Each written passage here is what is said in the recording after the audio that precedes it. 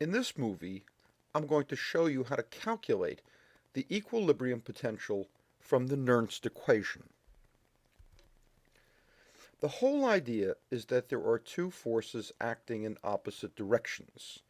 The first force is the concentration force, driving potassium from the right compartment, where potassium is most concentrated, into the left compartment, where potassium is less concentrated. The second force is the electrical force, driving potassium from the left compartment, which has an excess of positive charges, into the right compartment, which has an excess of negative charges, and thus attracts the positively charged potassium ions. The question is, what must the electrical force be to exactly balance the concentration force so that there is no net movement of potassium ions? The Nernst equation gives the electrical potential across the membrane that will exactly balance a concentration difference for one ion. That is, it gives the equilibrium potential for that ion. And the equation is very simple. It simply says that the equilibrium potential for that ion, that is abbreviated E ion, is equal to 58 over Z, where Z is simply the valence of the ion.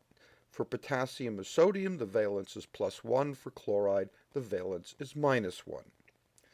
So it's really 58 times the log of the ratio of the concentrations of the ion on the outside of the cell divided by the concentration of the ion on the inside of the cell. That's all it is. For example, if the cell were only permeable to potassium and the concentration of potassium inside the cell were 10 times higher than outside the cell, the Nernst equation predicts that the equilibrium potential for potassium would be EK equal 58 times the log of potassium on the outside divided by potassium on the inside. And of course, that's nothing more than 58 times the log of 1 over 10. And the idea then is the log of 1 over 10 is the same as the log of 0.1, and the log of 0.1 is -1. So all you do is multiply 58 times -1, and that gives you minus 58 millivolts inside negative. And what that means is when the inside is minus 58 millivolts negative, for every potassium driven out by its concentration force, one will be attracted back in by the electrical force, by the minus 58 millivolts inside the cell. So there will be no net movement of potassium. The cell will neither gain potassium nor lose it. The equilibrium potential can be calculated for any ion. Consider a cell permeable only to sodium, where the sodium concentration outside is 10 times larger than the sodium concentration inside. Therefore, we would calculate the equilibrium potential for sodium, which would be 58 divided by +1, which is nothing more than 58, times the log of the concentration of sodium on the outside, which is 10, divided by the concentration of sodium on the inside, which is 1. That is, the concentration difference is 10 to 1.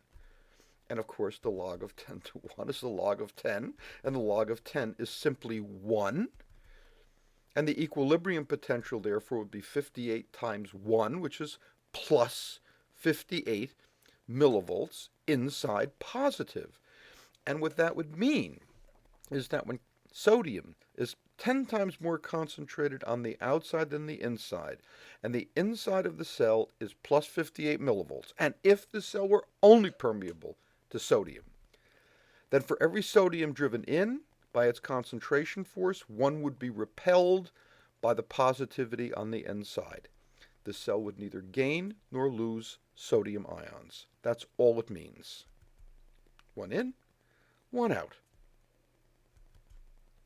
So the 6 questions that you have to think about whenever you encounter this situation, and these 6 questions are very important. They make understanding how a system like this would work much, much easier.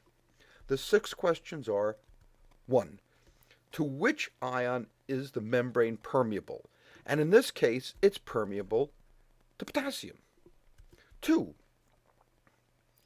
Where is that ion most concentrated? Is it more concentrated on the inside or the outside of the cell? In this case, it's more concentrated on the inside of the cell.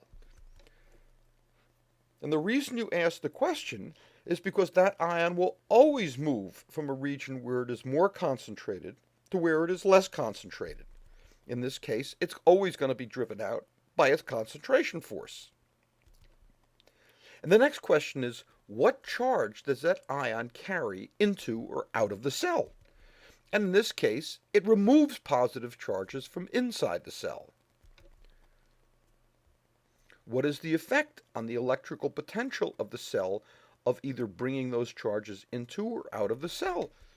Well, it makes the inside of the cell more negative. It has to, because the inside of the cell has lost positive charges.